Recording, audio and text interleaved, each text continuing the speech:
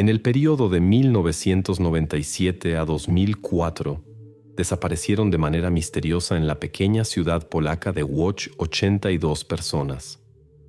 No se conocían entre sí y no tenían conexiones comunes. Sus desapariciones las atribuyó la investigación durante mucho tiempo a casualidades, migración y razones domésticas. Pero un día se encontró en el bosque una bolsa con evidencias forenses. Entonces los investigadores pensaron por primera vez que todos estos casos podrían ser obra de una persona. En la mañana del 17 de marzo de 2004, el bosque Łagiewnicki se veía como de costumbre: silencio, aire húmedo, huellas de la lluvia nocturna en el suelo. Nada inusual. Sin embargo, aquí, no lejos del sendero, Ewa Lis, una residente local, encontró una pesada bolsa negra que estaba parcialmente enterrada en la tierra. Su primera reacción fue llamar a la policía. Demasiado sospechoso parecía el hallazgo. Los investigadores que llegaron la sacaron cuidadosamente a la superficie y la abrieron, descubriendo en ella lo que se convertiría en el punto de partida de una de las investigaciones más extrañas de la crónica policial polaca. En la bolsa había evidencias óseas, parcialmente quemadas y procesadas de manera específica. Incluso los técnicos criminales experimentados, acostumbrados a muchas cosas, se sorprendieron por lo que vieron. El procesamiento especializado de las evidencias testimoniaba algo muy específico y extremadamente raro, incluso según los estándares de delitos graves. En la bolsa no había objetos personales, ropa o documentos, pero los técnicos criminales pudieron determinar la identidad de la víctima a partir de los restos dentales. Resultó que se trataba de un hombre que había desaparecido aproximadamente medio año antes, en septiembre de 2003. Los expertos notaron rápidamente detalles inusuales. La bolsa misma pertenecía a un tipo industrial raro de la marca F. En Łódź, tales mercancías se compraban solo en un lugar, en un gran almacén mayorista que atendía a varias decenas de empresas locales. Esto redujo considerablemente el círculo de búsqueda. Al examinar las evidencias, los especialistas notaron otra peculiaridad. En los restos se veían claramente huellas de una herramienta fina dentada. Mientras tanto, la policía comenzó a interrogar a los residentes de las casas y dachas más cercanas, tratando de recopilar al menos algunas pistas. Ewa Lis informó que en la noche anterior al descubrimiento del hallazgo había escuchado un extraño ruido de motor. El auto era viejo, posiblemente de fabricación polaca. Funcionó durante mucho tiempo, con los faros apagados. Esto confirmó las sospechas de los investigadores de que el perpetrador actuaba de noche y quería pasar desapercibido. Los investigadores comenzaron a verificar a todos los que tenían acceso al bosque y podían llegar desapercibidos por la noche. El primero en la lista fue Janusz Nowak, el guardabosques. Un hombre de mediana edad, reservado, poco sociable, pero sin problemas previos con la ley. Tenía llaves de todas las barreras y puertas y, por lo tanto, la posibilidad de conducir tranquilamente al bosque. El segundo sospechoso apareció casi inmediatamente después del primero, Piotr Lewicki, un hombre con antecedentes penales y biografía difícil. A menudo pernoctaba en una cabaña abandonada del bosque, no lejos del lugar donde fueron descubiertas las evidencias. Los policías locales lo conocían. Lewicki no era raro que fuera atrapado en pequeños robos y caza ilegal. El acceso al bosque era libre para él, aunque no oficial. A primera vista, Janusz Nowak encajaba perfectamente en el papel del perpetrador. El auto coincidía, el acceso al bosque estaba abierto y el carácter extraño solo reforzaba las sospechas. Los investigadores estaban seguros de que ocultaba algo. Nowak fue arrestado e interrogado. Habló poco, negó su participación y no pudo explicar por qué su auto había sido visto en el bosque en la noche del delito. Parecía que la policía había atrapado al hombre correcto, pero muy pronto los expertos refutaron esto. Cuando los médicos forenses terminaron el análisis de las evidencias, se reveló un nuevo hecho que cambió completamente el curso de la investigación. En la médula ósea de la víctima se descubrió una concentración anormalmente alta de diazepam, un preparado médico que normalmente se usa para calmar o adormecer. Esto significaba que la persona había sido inmovilizada antes de que le sucediera lo más grave. Tales preparados no se podían comprar sin receta. Los investigadores verificaron el historial médico de Janusz Nowak. No podía obtener diazepam oficialmente y no se encontraron canales ilegales. La policía se vio obligada a liberar a Janusz Nowak y reconsiderar las conclusiones originales. Ahora la atención de la investigación se dirigió a las farmacias. Los investigadores solicitaron el registro de dispensación de medicamentos con receta, esperando identificar a la persona que había obtenido el preparado para el delito. Y solo ahora se les ocurrió verificar si no habían pasado por alto casos similares anteriormente. Pronto quedó claro que las desapariciones habían comenzado mucho antes y que el número de personas desaparecidas era mucho mayor de lo que habían asumido inicialmente. Aquí la investigación finalmente se dio cuenta de que no estaban tratando con un caso aislado, sino con algo mucho más grande y grave. Y eso era solo la punta del iceberg. Janusz Nowak, el guardabosques, continuaba insistiendo en su coartada. En la noche del 16 al 17 de marzo no había estado en ningún lugar fuera de casa. Sin embargo, en el curso de la investigación se descubrieron contradicciones que pusieron en duda la veracidad de sus declaraciones. En la noche del 20 de marzo, el grupo de investigación vino nuevamente a la casa de Nowak para verificar las declaraciones y examinar documentos adicionales. La casa del guardabosques estaba ubicada en lo profundo del pueblo, lejos de la carretera principal. En la propiedad estaba tranquilo, no había testigos innecesarios. El lugar parecía ideal para ocultar algo importante. Janusz dejó entrar tranquilamente a los oficiales y mostró confianza en su rectitud. Sin embargo, la calma de Nowak se perturbó cuando los investigadores le presentaron el registro de patrullaje nocturno del bosque. Según los registros, el 16 de marzo a las 22:35 está la firma del propio Nowak sobre la salida para patrulla nocturna en la zona forestal. Este detalle contradecía claramente sus palabras de que había permanecido en casa esa noche. Nowak estudió el registro atentamente, pero no pudo explicar comprensiblemente esta entrada. Afirmó que recordaba la noche muy claramente y que no había habido patrullaje. La siguiente evidencia apareció al visitar el depósito de combustible que estaba ubicado en las afueras del pueblo, aproximadamente a 5 kilómetros de la casa de Nowak. El vigilante de turno, un hombre mayor, insistió en que exactamente en la noche del 16 de marzo, alrededor de las 23:25, un auto sin placas había entrado al depósito. En el registro de vigilancia estaba anotado así: auto sin placas, marca no registrada. Sin embargo, el vigilante describió claramente el auto, un viejo polonés verde oscuro. Este detalle señalaba nuevamente al guardabosques Nowak. Cuando los investigadores se dirigieron nuevamente a Nowak por explicaciones, contó que realmente había salido esa noche, pero exclusivamente por necesidad de servicio. Según sus palabras, llevó gasolina vencida para su eliminación, para liberar el almacén para nuevas entregas. Sin embargo, los investigadores no descubrieron actas de baja de combustible que confirmarían estas palabras. La ausencia de documentación despertó serias dudas sobre la veracidad de sus declaraciones. Las palabras de Nowak sonaban creíbles, pero sin confirmación por documentos seguían siendo solo afirmaciones vacías. Para verificar todas las posibles vías de acceso al diazepam, los investigadores dirigieron su atención a la esposa de Janusz, Anna Nowak. La mujer trabajaba en una clínica veterinaria, donde este preparado se usaba regularmente para procedimientos médicos en animales. Parecía que exactamente aquí podría estar la fuente de ese diazepam que los expertos habían descubierto. Los policías fueron allí para verificar la presencia de los preparados y documentar un posible robo. Sin embargo, el director de la clínica veterinaria rápidamente disipó las sospechas.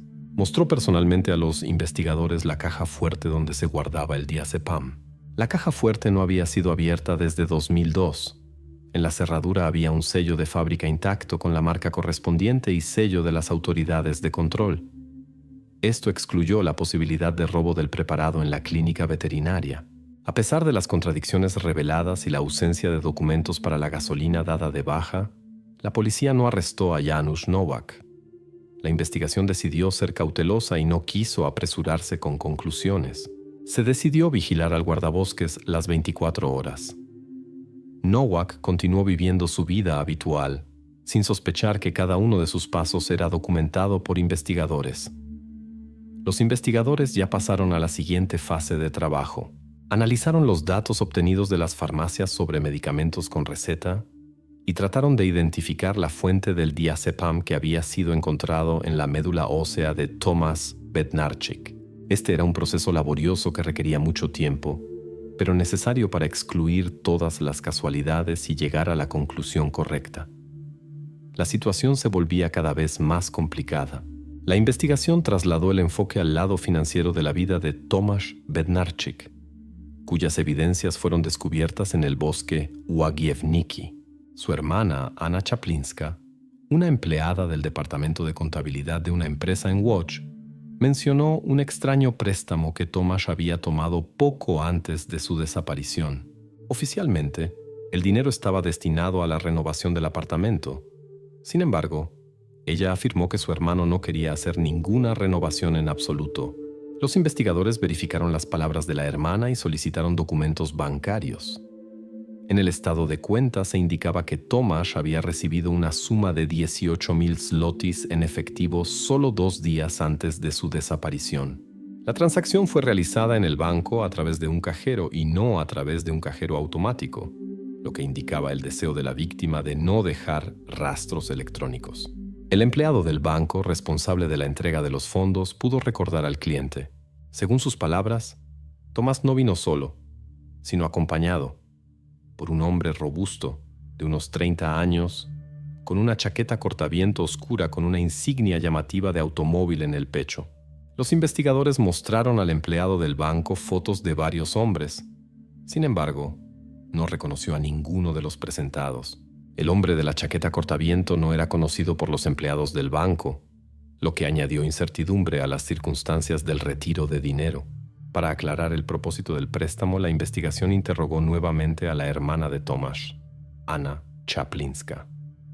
Anna explicó con seguridad que su hermano nunca le había hablado de planes para renovar el apartamento. Por el contrario, poco antes de su desaparición, discutió con ella problemas financieros y falta de dinero para gastos corrientes. Inicialmente, los investigadores sospecharon que Tomasz podría haber necesitado el dinero para pagar una gran deuda a un usurero. Esta versión parecía plausible, especialmente considerando el hecho de que Tomasz obviamente ocultaba el verdadero propósito del préstamo y, según su hermana, estaba nervioso algunos días antes de su desaparición. Los investigadores mantuvieron una conversación con uno de los prestamistas del Hampa de Łódź, quien tenía una amplia red de clientes y la reputación de ser un hombre extremadamente cruel, que no perdonaba retrasos. El usurero mostró tranquilamente su libro de deudores. En él, extrañamente, el nombre de Tomasz Bednarczyk no aparecía en absoluto. El usurero observó que un hombre con ese nombre nunca se había dirigido a él. Al mismo tiempo, los investigadores vieron casualmente en los registros unas iniciales extrañas AK, que estaban resaltadas en color especial y aparecían en varias páginas. El investigador que dirigía el interrogatorio del usurero recordó las declaraciones del cajero del banco. La insignia en la chaqueta cortaviento del hombre que acompañaba a Tomasz podría tener que ver con una comunidad automovilística. La investigación descubrió que en Łódź existía efectivamente un club de automóviles bastante conocido llamado Łódź Classic Cars, cuyos miembros llevaban atributos del club, incluyendo chaquetas cortaviento con emblemas de automóviles. En una verificación superficial del club, los policías rápidamente establecieron que entre sus participantes había personas con diversas biografías, desde coleccionistas acomodados hasta personas con antecedentes penales. Ahora la investigación consideraba seriamente la posibilidad de una conexión de la desaparición de Tomasz con alguien de los participantes del club, aunque la identidad del portador de las iniciales AK aún no había sido establecida. La siguiente etapa de la investigación se desplazó hacia el club de automóviles Łódź Classic Cars. Decenas de participantes del club debían ser verificados por separado. ¿Quién podría ocultarse bajo las iniciales AK? ¿Quién podría ser ese hombre de la chaqueta cortaviento que acompañó a Thomas Bednarczyk en el banco? ¿Y para quién estaba realmente destinado el dinero en efectivo retirado? Mientras tanto, la policía no dejó de analizar el registro de farmacias y continuar paralelamente la vigilancia del guardabosques Janusz Nowak, quien permanecía bajo sospecha. Sin embargo, ahora una cosa quedaba clara. La desaparición de Thomas era todo menos casual, y obviamente estaba involucrada alguien de su entorno o una nueva persona que aún no había aparecido en el caso. El 30 de marzo de 2004, el bosque volvió a ser objeto de la atención minuciosa de la policía. Un joven asistente forestal, que verificaba el estado de las plantaciones forestales después de fuertes lluvias, se topó casualmente con otro objeto extraño.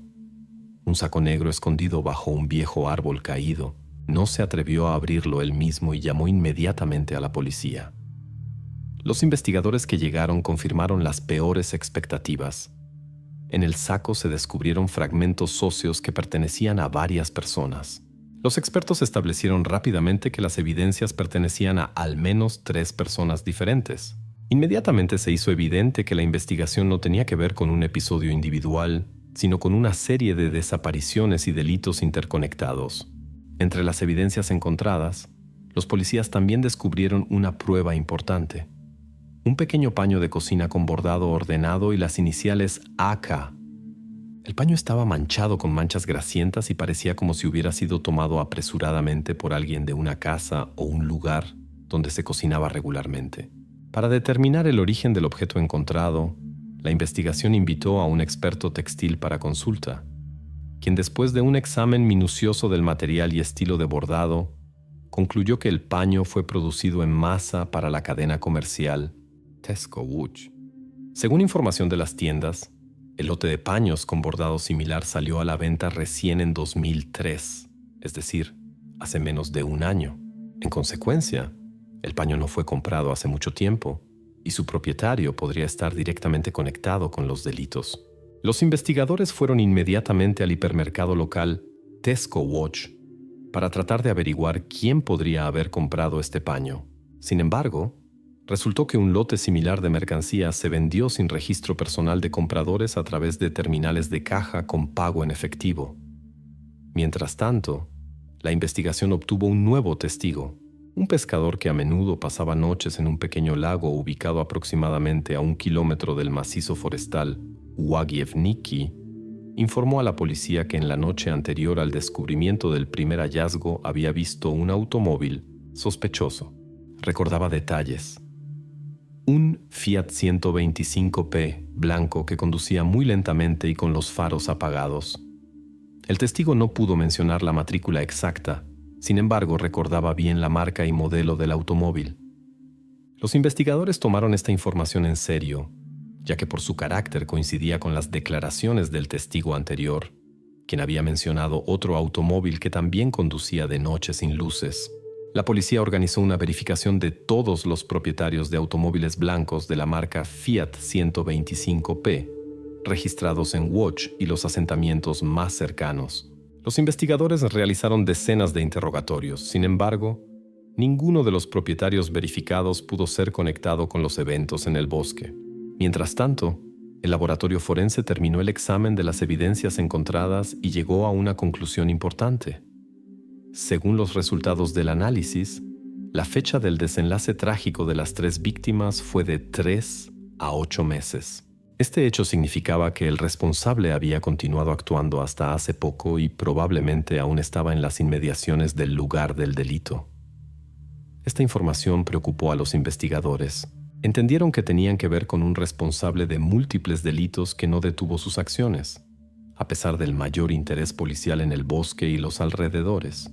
La investigación intensificó las medidas de seguridad y comenzó a trabajar con aún mayor intensidad, entendiendo que la prevención de nuevos delitos ahora dependía directamente de la velocidad de la investigación.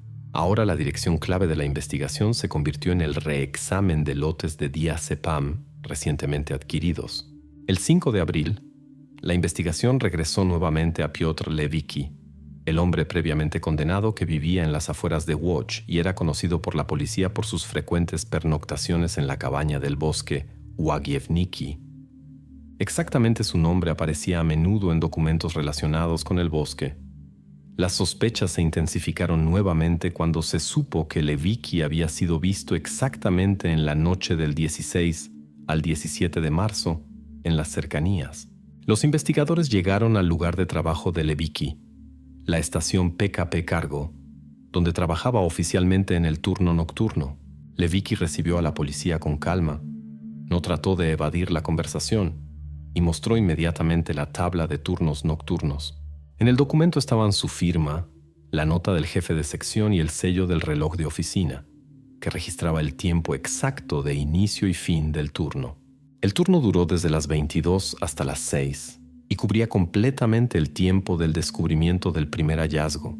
Sin embargo, los investigadores decidieron ir sobre seguro, entendiendo la personalidad de Lewicki, y obtuvieron permiso oficial para registrar su cabaña del bosque. En la cabaña, pequeña y deteriorada, la policía descubrió una serie de objetos sospechosos, varios cuchillos afilados de diferentes tamaños, una piedra de afilar y una colección de trofeos de caza, pieles de animales y astas. La situación se complicó nuevamente y llevó a los investigadores a pensar sobre el papel de Lewicki en lo ocurrido. Los investigadores enviaron los cuchillos encontrados para pericia al laboratorio forense. Era extremadamente importante establecer si estas herramientas fueron utilizadas para el trabajo con las evidencias encontradas anteriormente. Los resultados del análisis se obtuvieron al día siguiente. En la superficie de los cuchillos solo se descubrieron micropartículas de grasa de cerdo y rastros de uso doméstico normal. Mientras la pericia verificaba los cuchillos, la policía obtuvo los resultados finales sobre el automóvil Fiat 125P, que el pescador había visto anteriormente. El propietario del vehículo resultó ser un jubilado de un suburbio de Łódź, quien tenía una coartada impecable. Exactamente esa noche el hombre se encontraba en tratamiento en el hospital de la ciudad. Esto lo confirmaron documentos hospitalarios con el sello de la institución médica, que excluían completamente la posibilidad de su participación. Así, la versión con el Fiat 125P fue oficialmente cerrada.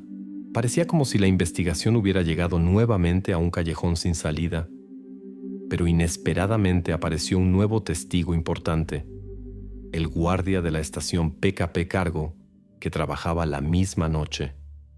En conversación con los investigadores recordó un detalle interesante.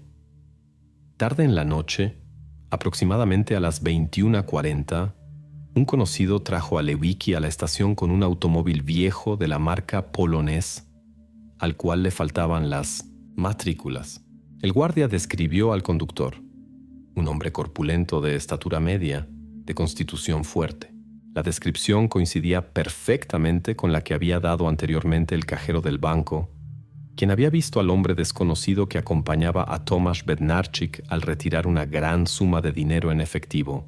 Esta información llevó inmediatamente a la policía a cambiar las prioridades.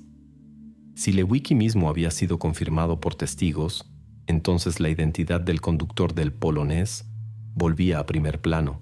La policía decidió regresar a los miembros del club de autos Łódź Classic Cars, donde según la información disponible podría estar listado el propietario del viejo Polonés verde sin placas. La investigación intensificó el control sobre todos los participantes del club. Verificó sus biografías y movimientos en los últimos meses, prestando especial atención a posibles conexiones con diazepam y personas desaparecidas. El 8 de abril, la investigación finalmente dirigió su atención al club de autos Łódź Classic Cars, que se encontraba en un pequeño edificio cerca del centro de Łódź. Al verificar las listas de miembros recientemente unidos al club, los policías se toparon con una entrada que había sido hecha solo unos meses antes. Al club había ingresado una nueva persona, un tal Alexander K., propietario de un viejo Polonés caro, verde sin placas. La información interesó inmediatamente a los investigadores, especialmente considerando las iniciales AK que se repetían en el caso. El examen de la tarjeta de registro del club rápidamente reveló detalles que habían sido un enigma para la investigación durante mucho tiempo. Detrás de las iniciales AK se ocultaba Andrzej Kowalski, nacido en 1971, residente de la calle Marchevsky en el distrito de Redkinia.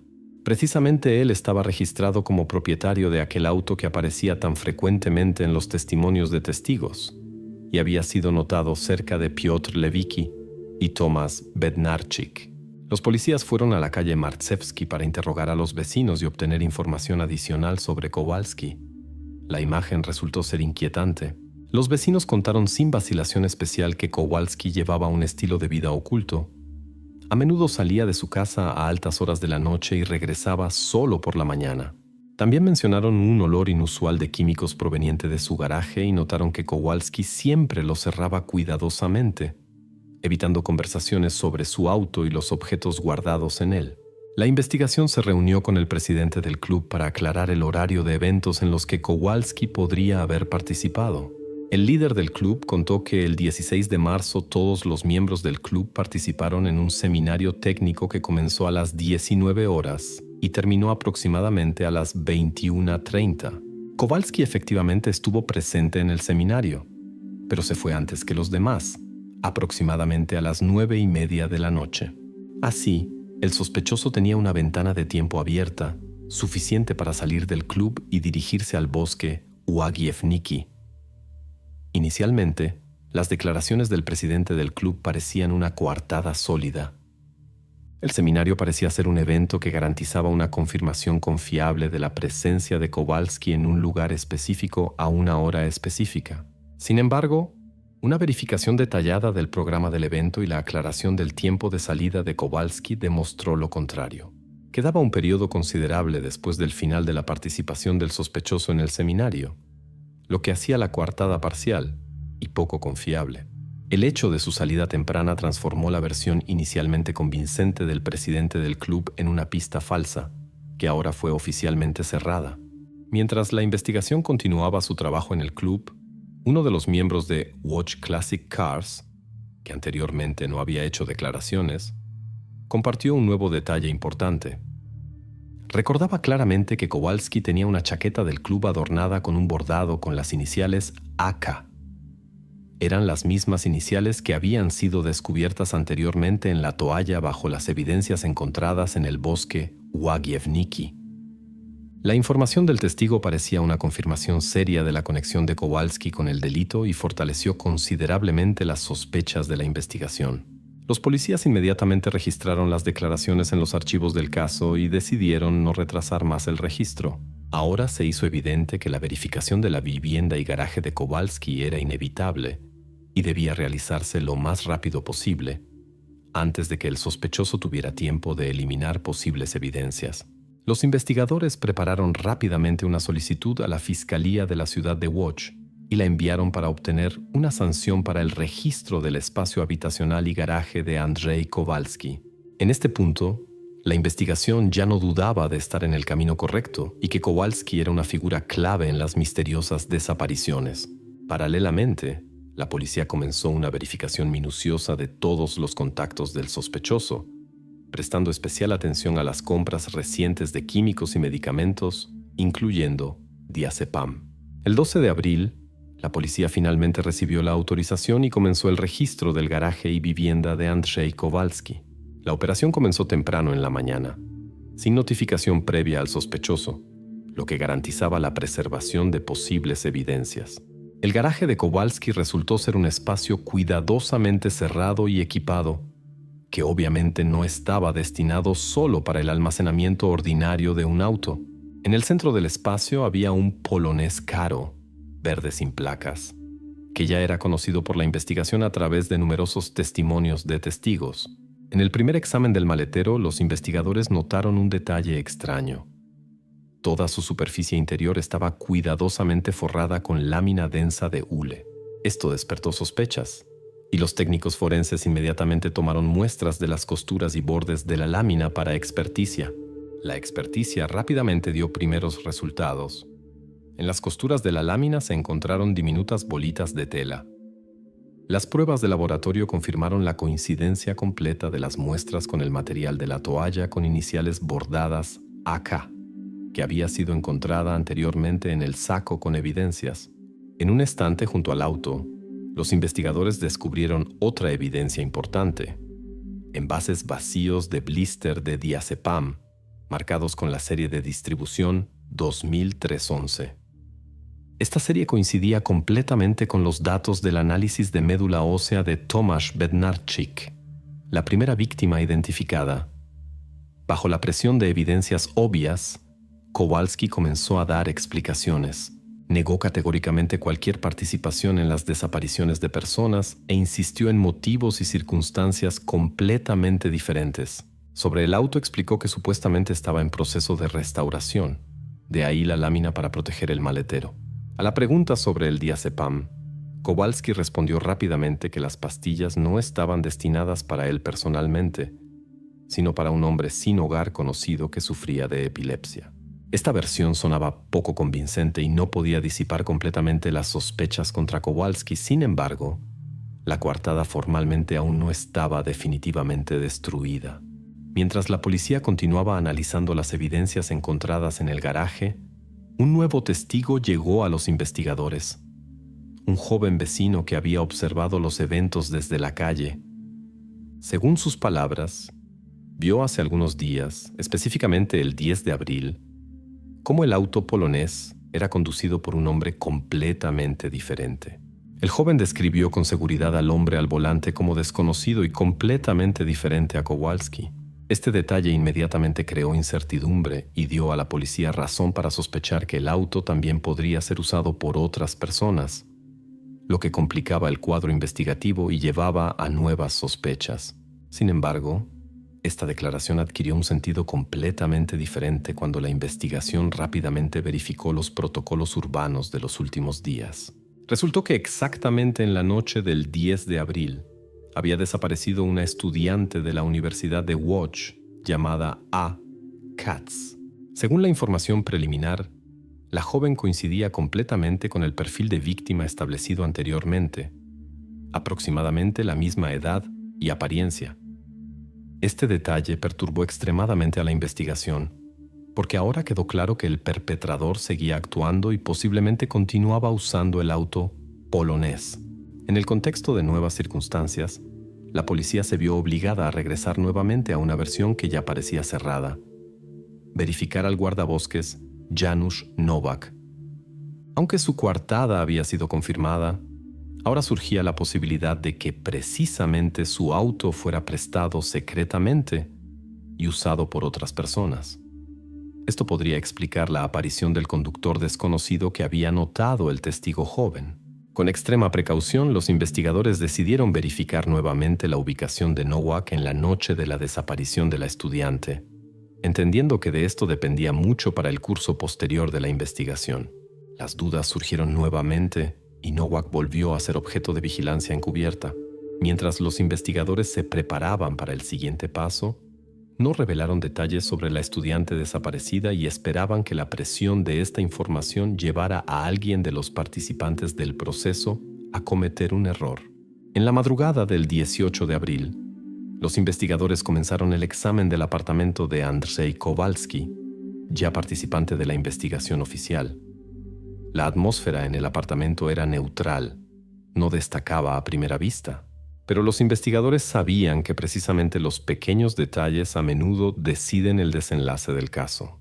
Lo primero que llamó la atención de los técnicos forenses fue un paquete de bolsas de construcción desechables de la marca F, ordenadamente escondido en el cajón trasero del escritorio. Exactamente esas bolsas habían sido descubiertas anteriormente en el bosque Łagiewnicki. Este descubrimiento conectó claramente a Kowalski con la escena del delito y volvió inútiles sus intentos anteriores de justificación. El siguiente descubrimiento despertó aún mayor interés en la investigación. En un estante, entre otros libros, estaba una edición antigua de Anatomía del Hombre. Durante el examen se descubrieron marcadores en las páginas dedicadas a la estructura de las articulaciones y tejido conectivo.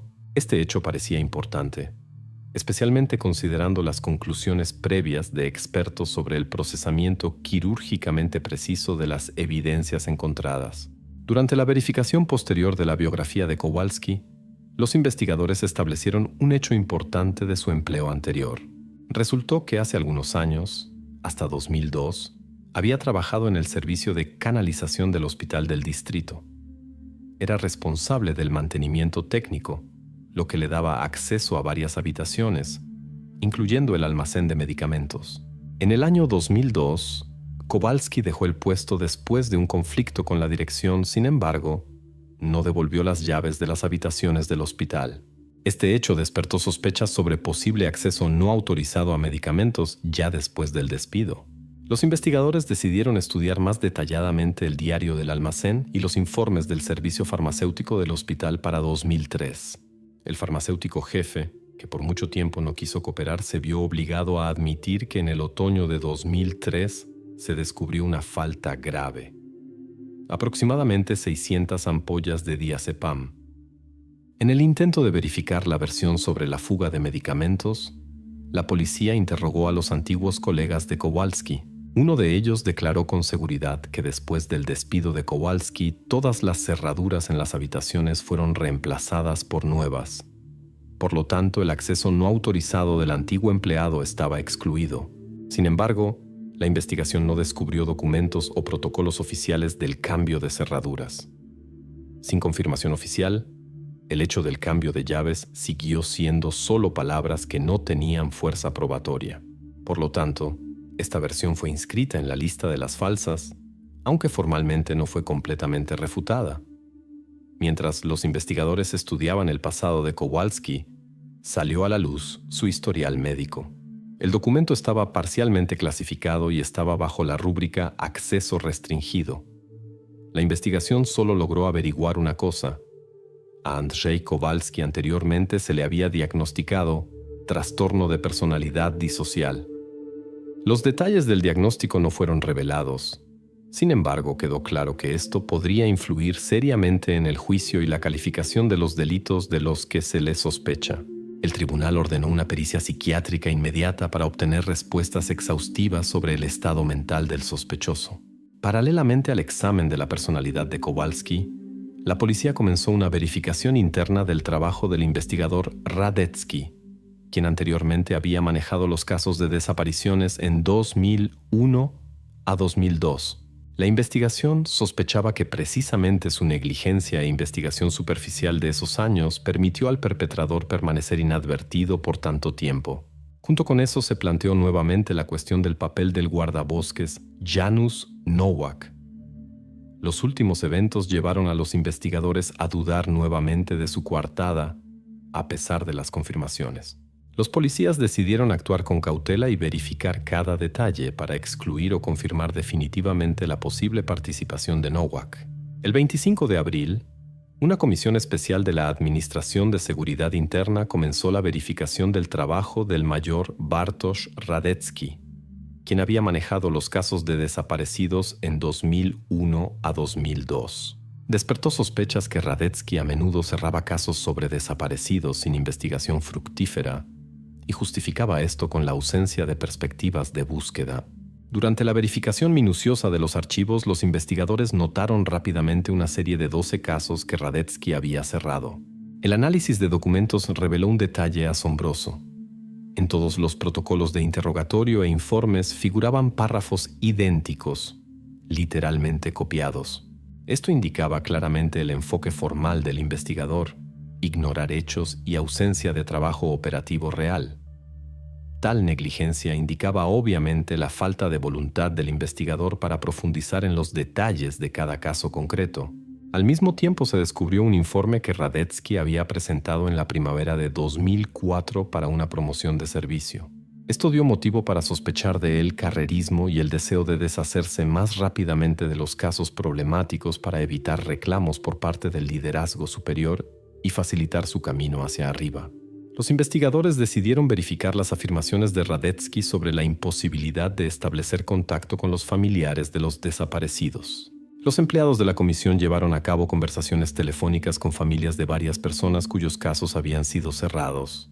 Los familiares confirmaron unánimemente que en los últimos años nadie de la policía había establecido contacto con ellos. No habían llegado llamadas ni cartas. A la pregunta de los investigadores, Radetzky respondió brevemente y evasivamente. Supuestamente todos los contactos estaban obsoletos y no permitían conversaciones repetidas. Sin embargo, la verificación de los números telefónicos mostró que todos los contactos indicados habían estado activos y funcionales durante todo el tiempo de investigación. Quedó claro que Radetzky simplemente no había hecho intentos de establecer contacto con los familiares y esto lo ocultaba intencionalmente. En el curso de la verificación surgió otra versión, un posible soborno en dinero que Radetzky había recibido por cerrar los casos. Sin embargo, a pesar de la lógica de tal hipótesis, los investigadores no descubrieron ni una sola prueba documental u objetiva que confirmara la recepción de sobornos. La verificación de la oficina de Radetzky terminó con un descubrimiento inesperado que dio al caso un giro completamente diferente. En la caja fuerte del investigador se descubrió un sobre ordenadamente escondido, en el que se encontraba una foto de evidencias procesadas. En el reverso de la foto había una breve nota a lápiz. AK 62. Como respuesta a la pregunta de los investigadores, Radetzky explicó que había recibido el sobre por correo de un remitente desconocido, pero conscientemente no lo agregó a los archivos, por temor a complicar la investigación y empeorar las estadísticas de esclarecimiento.